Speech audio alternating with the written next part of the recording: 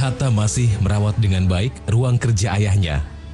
Putri bungsu proklamator ini berusia 6 bulan saat Bung Hatta menulis surat pengunduran diri sebagai wakil presiden. Tapi dari setidaknya 10.000 koleksi buku ini, Halida menyelami relung-relung pemikiran sang ayah.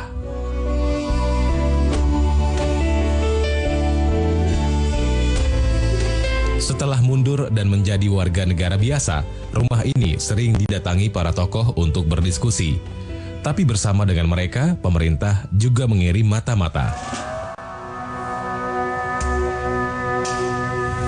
Tokoh-tokoh politik banyak datang ke sini dan setiap duta besar yang baru datang itu datang ke rumah ini untuk belajar kenal, ya, atau tokoh-tokoh seperti para duta besar yang akan berangkat pulang juga pamitan di sini, atau Bung Hatta diundang kepada resepsi-resepsi di kedutaan. Dan di dalam tahun 60-an di depan rumah ini juga dipasang orang-orang untuk melihat tokoh-tokoh siapa yang datang dan duta besar mana saja yang datang, lalu mereka dipanggil ke istana untuk tidak boleh mengunjungi Bung Hatta.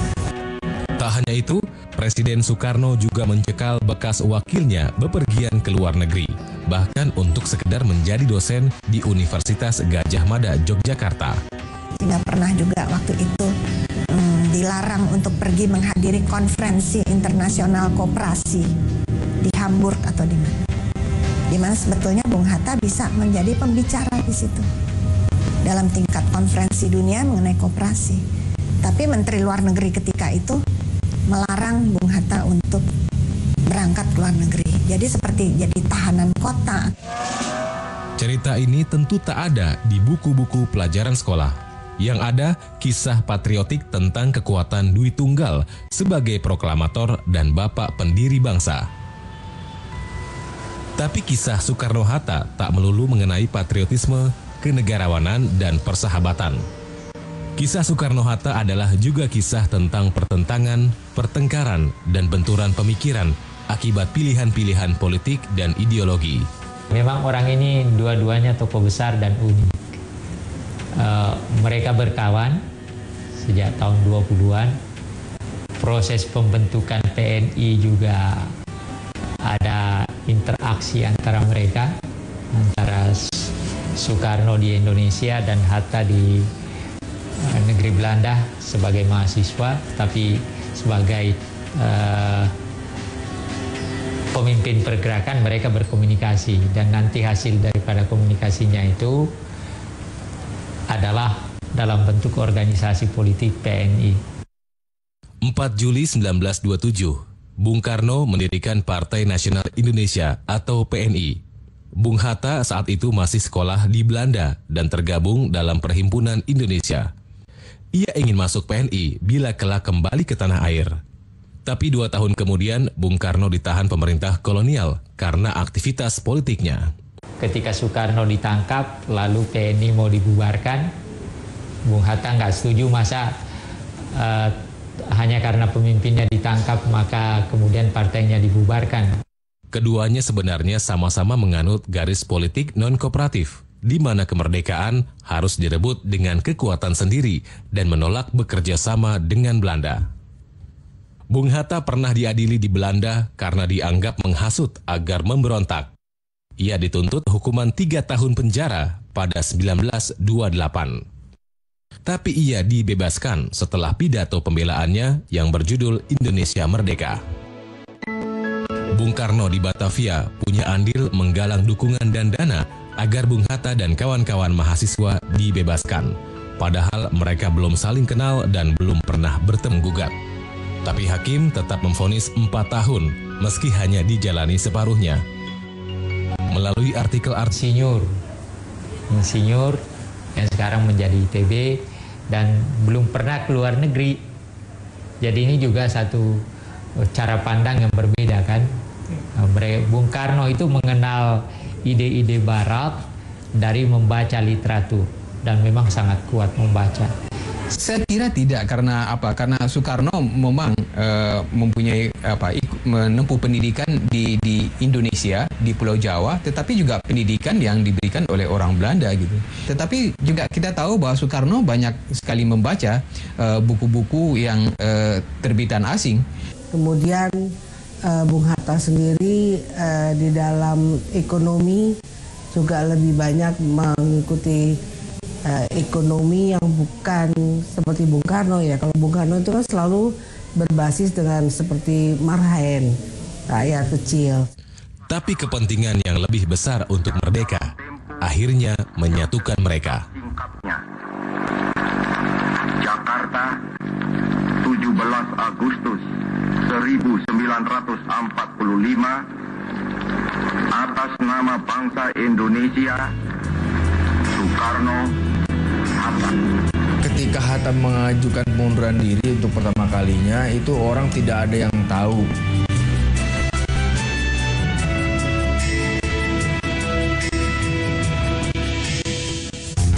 Inspiratif dan jenaka di Hari Merdeka.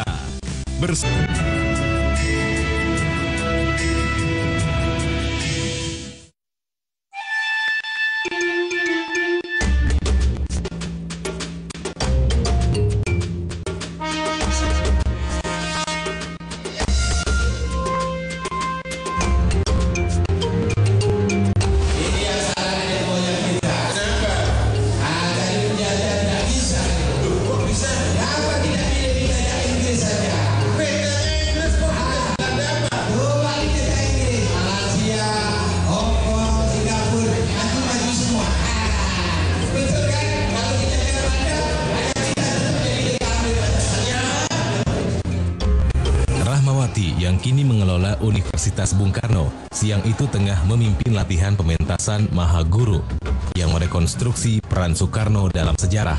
Ia bertindak sebagai produser. Bung Karno sendiri tidak boleh dikata tidak menghendaki liberalisme di dalam alam demokrasi. Nah, Bung Hatta sampai kepada titik pada waktu dia mengeluarkan maklumat X. Nah, disitulah terjadi sehingga demokrasi di Indonesia itu menjadi carut marut, partai-partai luar biasa banyaknya, dan ya seperti kita ketahui pada saat itu sangat tidak kondusif suasananya. Yang disebut Rahmawati dengan maklumat X adalah keputusan Bung Hatta yang dibuat pada 3 November 1945 yang mendorong terbentuknya partai-partai politik dan dijanjikan pemilihan umum pada 1946. Keputusan ini disebut-sebut untuk menjegal sebuah rencana Bung Karno. Bung Karno ingin mendirikan satu partai pelopor, jadi partainya partai negara, tidak ada partai lain, supaya bisa mengatur negara Republik Indonesia baru lahir itu dengan mudah, dengan ada satu partai yang tidak terlalu banyak. Nah, Bung Hatta yang konon katanya mendapatkan bisik-bisik dari Syahrir itu merespons keinginannya Bung Karno dengan cepat-cepat mengeluarkan maklumat Wakil Presiden nomor X November 1945. Di situ dibukalah keran kebebasan demokrasi. Jadi setiap perkumpulan orang boleh mendirikan partai politik. Bung Hatta memang anti komunis, juga fasisme. Gagasan partai tunggal cukup mengkhawatirkannya. Tapi belakangan, sistem multipartai ini menjadi bumerang bagi dirinya sendiri. Sistem pemerintahan berubah dari presidensil ke parlementer dengan munculnya Perdana Menteri pertama, Sultan Syahrir. Ketika itu Soekarno mungkin dalam hatinya tidak setuju ya. Tetapi di sisi yang lain kita juga melihat bahwa apa yang dilakukan Hatta ini adalah memperlihatkan ke dunia internasional bahwa Indonesia adalah sebuah negara yang demokratis.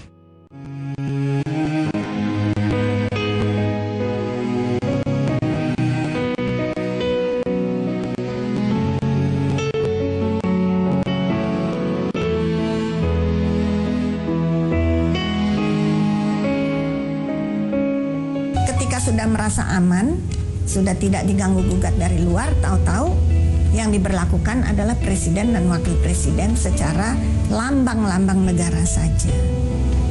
Di situ terlalu cepat masuk demokrasi parlementer.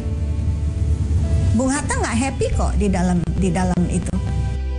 Di tahun-tahun tersebut, antara 1950 sampai 1955, Bung Hatta yang memiliki konsep-konsep pembangunan ekonomi merasa tak dapat berbuat apa-apa sebab kebijakan berada di tangan elit-elit parpol yang sering terlibat konflik politik.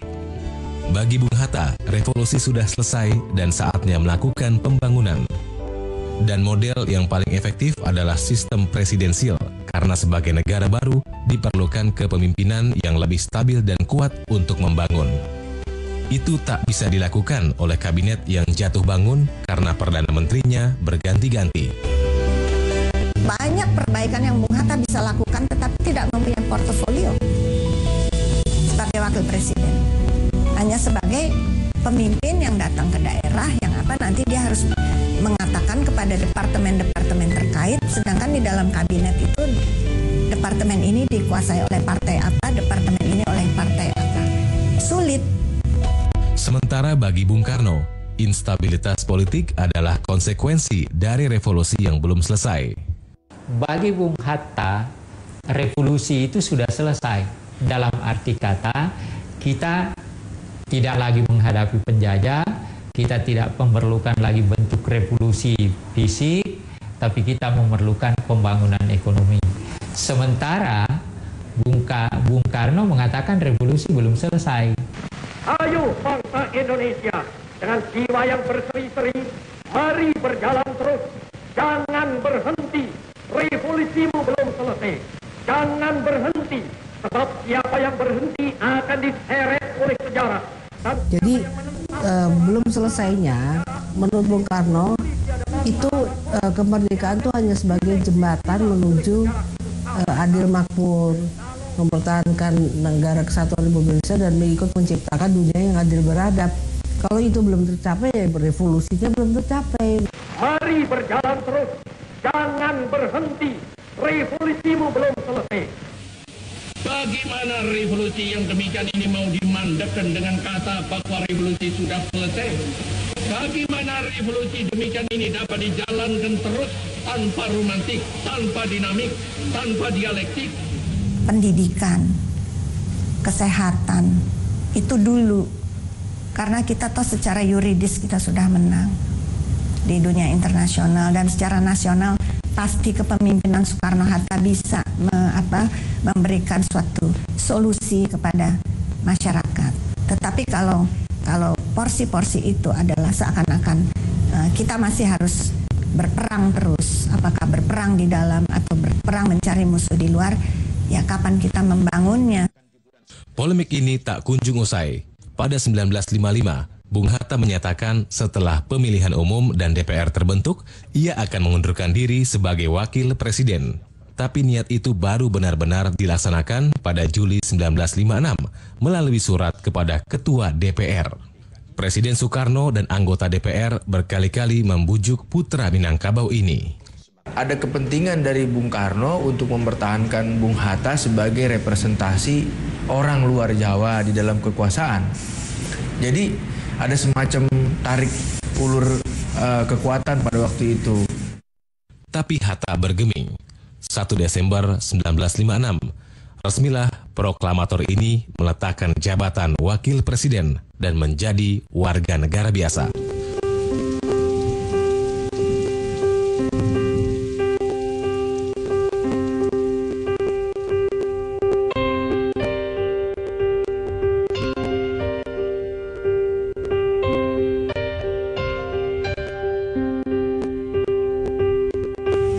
Pada tahun 55 sampai dengan 56 itu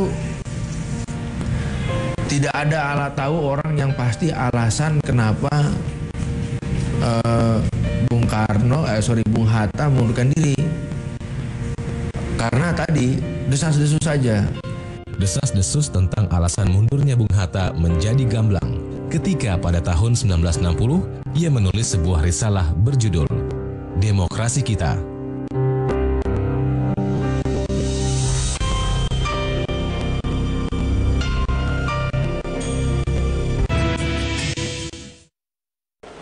Tahun 1959 adalah tahun penemuan kembali revolusi. Tahun 1559 adalah tahun 5 Juli 1959 atau 4 tahun setelah Bung Hatta mundur, Presiden Soekarno mengeluarkan dekret presiden sebagai tanda dimulainya era demokrasi terpimpin. Masuklah sama sekali dalam revolusi lagi. Pakailah Undang-Undang Dasar 45 itu sama sekali sebagai alat perjuangan. Kibarkanlah sama sekali benderanya demokrasi terpimpin. Setahun setelah itu, majalah Panji Masyarakat menerbitkan tulisan Bung Hatta yang berjudul Demokrasi Kita. Artikel itu mengkritik Presiden Soekarno yang membentuk sendiri kabinet, padahal masih dalam sistem parlementer yang dipimpin Perdana Menteri sesuai UUD-S 1950. Hatta juga mengkritik Presiden Soekarno karena membubarkan Badan Konstituante yang dipilih rakyat sebelum konstitusi yang baru selesai. Presiden Soekarno juga dianggap melakukan kudeta karena sebagai kepala pemerintahan, ia membubarkan DPR dan menyusun DPR baru yang anggotanya ditunjuk sendiri. Sementara itu, tentara mulai tidak profesional karena dilibatkan dalam berbagai urusan di luar pertahanan eksternal.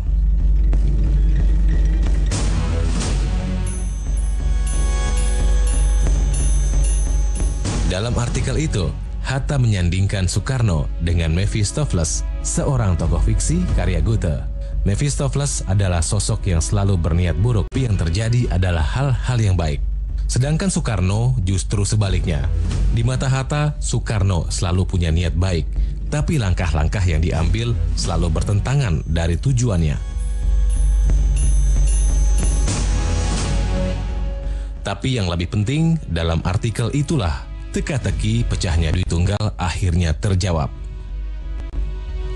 Terdapat setidaknya 8 akumulasi kekecewaan Bung Hatta yang ia rasakan sejak menjadi wakil presiden antara tahun 1945 hingga 1955. Pertama, sistem pemerintahan menjadi ultrademokratis karena sistem presidensil diganti sistem parlementer seperti di Eropa Barat.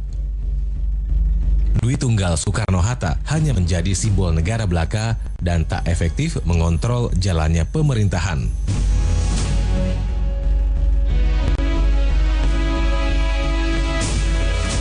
Menteri-menteri bertindak sendiri-sendiri demi kepentingan partai. Pegawai dan jabatan-jabatan publik dipenuhi orang-orang yang loyal kepada partai dan bukan kalangan profesional.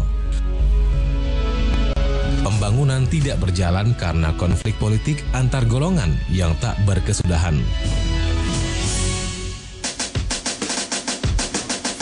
Otonomi daerah dengan kewenangan mengurus keuangan sendiri tak kunjung dilaksanakan dan menimbulkan pergolakan di daerah.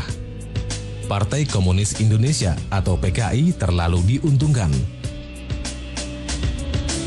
Dan terakhir, Bung Hatta tidak setuju dengan demokrasi terpimpin yang digagas Bung Karno. Di masa itu juga ada keinginan dari orang-orang yang terlibat PRRI, dari kalangan tokoh-tokoh yang terlibat itu untuk mengajak Hatta untuk ikut bergabung gitu. Tapi Hatta mengatakan bahwa dia menolak.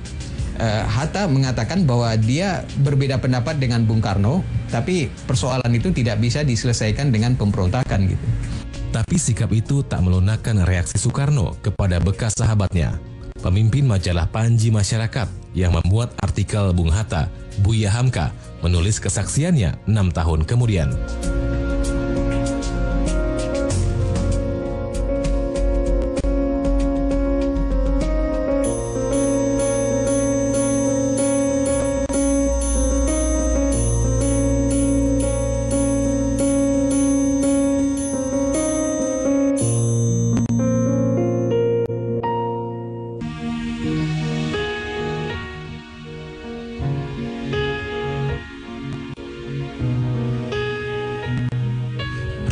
Akan selalu menjadi saksi masa-masa di mana Hatta menjalani hari-harinya sebagai oposisi bagi sahabatnya sendiri.